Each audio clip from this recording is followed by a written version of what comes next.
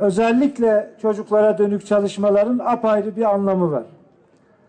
İnsana yönelik, doğrudan insana hizmet eden çalışmaların apayrı bir anlamı var.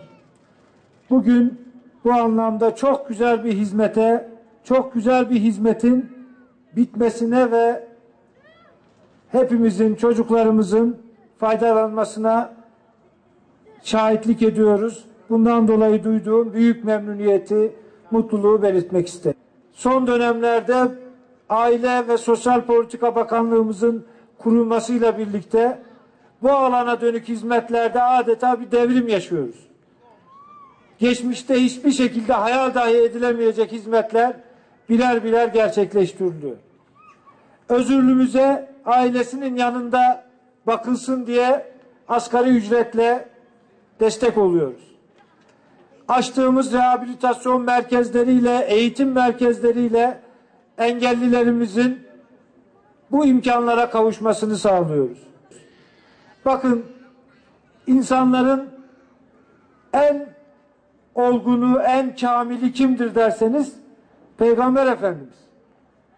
Annesi babası biliyorsunuz, babası doğmadan vefat etti. Annesi de çok küçük yaştayken, bebek yaştayken vefat etti.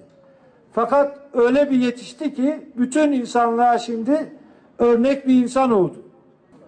Makamımız, mevkimiz ne olursa olsun herkesin hayat planlamasında en önemli yaptığı şey evlatlarıdır. Evlatlarıyla ilgili koyduğu hedeflerdir.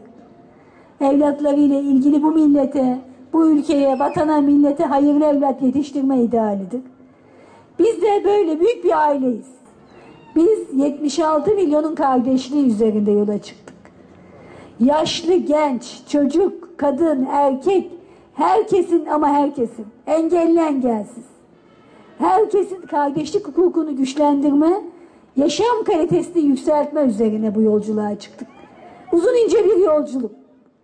Bu yolculukta da en temel merkeze aldığımız şey evlatlarımız, çocuklarımız. Yarınlarımız, bugün onlar için, her bir çocuk için yaptığımız her şey geleceğimize dair koyduğumuz, binaya koyduğumuz bir tuğla olarak görüyoruz. Evet, siz alın bakalım. Yavaş. Birlikte tutacağız. Hadi sen de getir. Hadi. Ya hayırlı olsun. Görevi görevli.